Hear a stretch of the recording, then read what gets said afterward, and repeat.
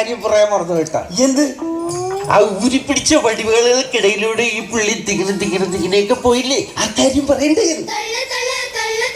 ഊരിപ്പിടിച്ച വടിവാളിന്റെ നടുവിലൂടെ ചങ്ക് ധരിച്ച് നിർത്തി. കൂടുതൽ ഡെക്കറേഷൻ ഒന്നും വേണ്ട, ആ മനസ്സിലായി. വിളിച്ചു. നമുക്ക് സ്വാഗതം ചെയ്യാം. ഒരു അറിയിപ്പുണ്ട്. കറുത്ത സാരി, കറുത്ത ഷർട്ട്, കറുത്ത കൊട, അങ്ങനെയുള്ള സാധനങ്ങളൊക്കെ ഉണ്ട്. ആൾക്കാരൊക്കെ എടുത്ത് മാറ്റിക്കോ. പുള്ളിക്ക് കറുപ്പ് കലിപ്പ. എന്നിട്ട് പുള്ളി വരുന്നതോ കറുത്ത കാറിൽ. എന്റെ പൊന്നിയേട്ടാ ഒന്ന് മിണ്ടായിരിക്കാമോ? പ്രിയ പ്രേക്ഷകരെ, നമുക്ക് സ്വാഗതം ചെയ്യാം കേരളത്തിന്റെ കാരണഭൂതനെ. ഒരു തിളക്കം വെച്ചപ്പോ കിടച്ച സൗഭാഗ്യം, ഇത് ശനിദശയുടെ ഒടുക്കം കിട്ടിയ സാക്ഷാൽ രാജയോഗം. അനുഭവിക്കട മച്ചാനെ, എന്നെ അനുസരിക്കട മക്കാനെ. കണ്ട ആളെ കണ്ടതേ ഉള്ളൂ, മൈക്ക് വരെ കൂകി തുടങ്ങി. ഇത് കൊള്ളാം. ഒരു ടീമിന് മൈക്ക് കിട്ടാത്തതിന്റെ പ്രശ്നം, വേറൊരു ടീമിന് മൈക്ക് കണ്ടാ പ്രശ്നം. എന്താ ഇത്? ഇതെന്താണ് ഇങ്ങനെ പെരുമാറുന്നത്? സോറി സാർ, അത് ഹൗളിംഗ് ആണ്. ആരായാലും വേണ്ടില്ല, കണക്ക് പുറത്ത്. ഈ വിരട്ടലും വിലവേശലും ഒന്നും ഇവിടെ ചെലവാകില്ല കേട്ടോ. അത് പുള്ളി പറഞ്ഞ കറക്റ്റാ. ഈ വിരപ്പിലും വിലവേശലൊന്നും ഇവിടെ നടക്കില്ല. കാരണം എല്ലാത്തിനും പുള്ളിക്കാരന് ഫിക്സഡ് റേറ്റാ. കേരളത്തിന് ഒരുപാട് ആവശ്യങ്ങളുണ്ട്, പക്ഷെ അതൊന്നും നിറവേറ്റാനുള്ള കാശ് നിങ്ങളുടെ കയ്യിലില്ല.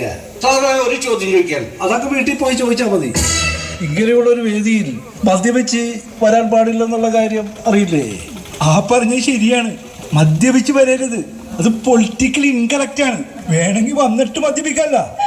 മദ്യപാനം നല്ല ശീലമല്ല. അത് വ്യക്തിയെയും കുടുംബത്തെയും നാടിനെയും നശിപ്പിക്കും.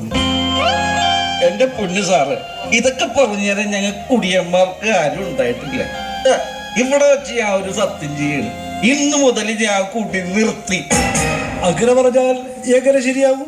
പിന്നെ എന്തിനാണ് ഞാൻ 12 മണി വരെ ബാറ് തുറന്നു വച്ചിരിക്കുന്നത്? മറ്റൊരു സംഗതി എന്താണെന്ന് വെച്ചാൽ, ഈ മദ്യപാനം അത്ര പെട്ടെന്ന് നിർത്താൻ പാടില്ല. ആ പറഞ്ഞത് ശരിയാണ്. മദ്യപാനം പതിയെ കുറച്ച് കൊണ്ടുവന്നാലേ പൂർണ്ണമായും നിർത്താൻ പറ്റുകയുള്ളൂ. അല്ലെങ്കിൽ അത് ആരോഗ്യത്തിന് കേടാണ്. ആരോഗ്യത്തിനല്ല, സർക്കാരിനാണ് കേട്. വരുമാനം പൊട്ടിപ്പോകും. അല്ലെങ്കിൽ തന്നെ ഈ മദ്യവും ലോട്ടറിയും ഇല്ലാത്ത ഒരു കേരളത്തിനെ പറ്റി നമുക്ക് ചിന്തിക്കാൻ പറ്റുമോ? പറ്റില്ല. കാരണം രണ്ടും അടിക്കുന്ന സാധനങ്ങളല്ലേ. മദ്യം അടിക്കാൻ പറ്റും, ലോട്ടറി എടുക്കാനേ പറ്റുള്ളൂ, അടിക്കൂല. സംവാദം ചൂടേറിക്കൊണ്ടിരിക്കുകയാണ്. ഇതിനിടയിൽ നമുക്ക് ഒരു അതിഥി എത്തിച്ചേർന്നിട്ടുണ്ട്. പാർട്ടിയിലെ ബുദ്ധിജീവിയും കേരള രാഷ്ട്രീയത്തിലെ വാഗ്ഭടാചാര്യനുമായ അരവിന്ദൻ മാഷ്. വെൽക്കം മാഷ്. താത്വികമായ ഒരു അവലോകനമാണ് ഞാൻ ഉദ്ദേശിക്കുന്നത്. അവർക്കിടയിലുള്ള അന്തർധാര സജീവമായിരുന്നു എന്ന് വേണം കരുതാൻ. റാഡിക്കലായിട്ടുള്ള ഒരു മാറ്റമല്ല. പാർട്ടിയിലെ ബുദ്ധിജീവികളെ ചോദ്യം ചെയ്യണം. അപ്പം നിങ്ങളിപ്പോഴും ഈ അപ്പം വിറ്റ് തീർന്നില്ലേ? കേരളയിലൊക്കെ വന്നതുപോലെ പോയി. ആ അപ്പമല്ല ഈ അപ്പം. അപ്പം നമ്മൾ പറഞ്ഞു വന്നത് വന്നല്ലേ ഉള്ളൂ, ഒന്നും പറഞ്ഞില്ലല്ലോ. പറയും. എന്താ സംശയം? കാര്യമായിട്ടുള്ള കാര്യങ്ങൾ വ്യക്തമായും സ്പഷ്ടമായും സ്ഫുടതയോടുകൂടിയും പറയും. മനസ്സിലായില്ലേ? അത് മൂർത്തവും അമൂർത്തവുമായിട്ട് നിങ്ങൾക്ക് തോന്നാം, പക്ഷേ വ്യർത്ഥമായിരിക്കും. മനസ്സിലായില്ലേ? ഒന്നുകൂടി പറയാം. എന്നെ കേൾക്കുന്ന നിങ്ങളെ കേട്ടില്ലെങ്കിൽ നിങ്ങളെ കേൾക്കുന്ന ഞാൻ എന്നെ കേൾക്കില്ല. അങ്ങനെ വരുമ്പോൾ കേൾക്കാത്തത് കേട്ടെന്നും കേട്ടത് കേട്ടില്ലെന്നും വരും. അങ്ങനെ വരുന്ന കാലം വിദൂരമല്ല. ഇപ്പൊ മനസ്സിലായി കാണുമല്ലോ. ചേട്ടാ, ഇത് ഞാൻ എവിടെയോ കേട്ടിട്ടുണ്ടല്ലോ. ഓ, കിട്ടി. കണ്ടിന്യൂ. ഈ പുള്ളി എന്തൊക്കെയാണ് ഈ പറയുന്നത്? എനിക്കൊന്നും മനസ്സിലായില്ല. പിന്നെ നിങ്ങൾ എന്താണ് ധരിച്ചു വെച്ചിരിക്കുന്നത്? നിങ്ങളുടെ പാർട്ടിയിൽ മാത്രമേ ഇങ്ങനെയുള്ള ആളുകൾ ഉള്ളൂ എന്നാണോ? എല്ലാ കുലകളിലും കാണും ഇങ്ങനത്തെ ഒരു കേടായ പഴം. അദ്ദേഹം പറഞ്ഞത് മനസ്സിലാകാത്തതിന്റെ കുഴപ്പമാണ്. ദൈവത്തിന് പോലും മനസ്സിലാകാത്ത ഭാഷ പറഞ്ഞാൽ ഞങ്ങൾ എങ്ങനെ മനസ്സിലാക്കാനാണ്? ഞങ്ങൾക്ക് ദൈവത്തിനെ ബോധിപ്പിക്കേണ്ട കാര്യമില്ല. അന്ധവിശ്വാസങ്ങൾക്ക് പുറകെ നടക്കുന്ന ആളുകളല്ല ഞങ്ങൾ. അതുകൊണ്ട് തന്നെ ഞങ്ങൾ ഉറപ്പിച്ചു പറയുന്നു, ഞങ്ങൾ അധികാരത്തിൽ വരും. അതിന് ഒരു സംശയമില്ല. പല്ല് കലച്ചു, സത്യം. അല്ല, നിങ്ങൾക്ക് ഇതിലേക്ക് വിശ്വാസം ഉണ്ടോ?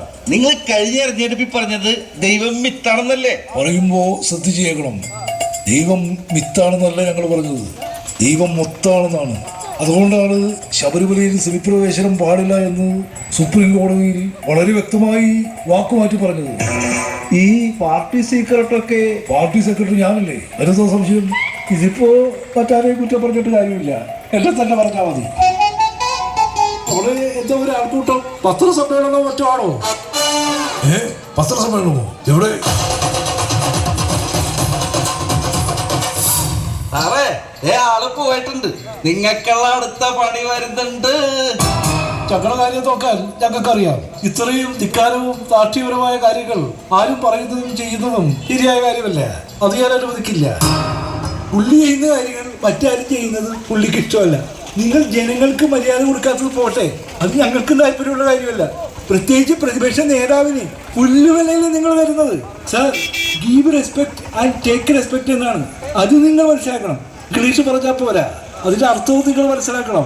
ഗീവ് റെസ്പെക്ട് എന്ന് പറഞ്ഞാൽ എന്താ? നിങ്ങൾ ഞങ്ങൾക്ക് ബഹുമാനം തരണം. ടേക്ക് റെസ്പെക്ട് എന്ന് പറഞ്ഞാൽ എന്താ? ആ ബഹുമാനം ഞങ്ങൾ ഇങ്ങനെ എടുക്കും. ഇതിനിടയിൽ നിങ്ങൾക്ക് ബഹുമാനം തരണം എന്നത് എവിടെയാണ് പറഞ്ഞിരിക്കുന്നത്? അവനവന് കിട്ടേണ്ട വില അവനവൻ തന്നെ ഉണ്ടാക്കണം. വിലയുടെ കാര്യം പറഞ്ഞപ്പോഴാ സാറേ, ഇപ്പൊ സ്റ്റീലിന് എന്താ വില? തികച്ചും വസ്തുതാവിരുദ്ധമായ കാര്യമാണ് ഇയാൾ ചോദിച്ചത്. ഇതിനിടയ്ക്ക് ഇയാൾക്ക് സ്റ്റീലിന്റെ വില അറിയേണ്ട കാര്യം എന്താണ്? അയ്യോ സാറേ, അതുകൊണ്ടല്ല. ഞാനൊരു ഇടക്കാലം കൊണ്ട് സർക്കാർ ആശുപത്രിയിൽ നിന്ന് ഒരു 3-4 ഓപ്പറേഷൻ ചെയ്തായിരുന്നു. ഈ ഓപ്പറേഷനൊക്കെ ചെയ്തതിന്റെ ഭാഗമായിട്ട് എന്റെ വയറ്റിലൊരു 3-4 കത്രിക കിടപ്പുണ്ട്. അതങ്ങനെ തൂക്കിയിട്ടാ വല്ല കിട്ടുമെന്നറിയാനാ. ഓ മൈ ഗോഡ്, 4 കത്രിക വയറ്റിൽ സൂക്ഷിച്ച് നടക്കുന്ന ആളാണ് ഇദ്ദേഹം. അത് നല്ല കാര്യമല്ലേ? ആ കത്രിക പറ്റിയാൽ ഇദ്ദേഹത്തിന് ചെലവ് കഴിയാനുള്ള കാശ് കിട്ടില്ലേ? കേരളത്തിലൊരു മുഖ്യമന്ത്രി പറയുന്ന ഭാഷയാണിത്. ഇതൊക്കെ എന്ത് നിലപാടാണ്? ജനങ്ങളോട് ചെയ്യുന്ന ക്രൂരതയല്ലേ?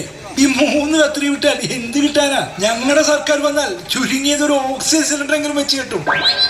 പിന്നെ ഞാനിത് എന്നും പറയുന്ന പോലെയല്ല, ഇത് സത്യമാണ്.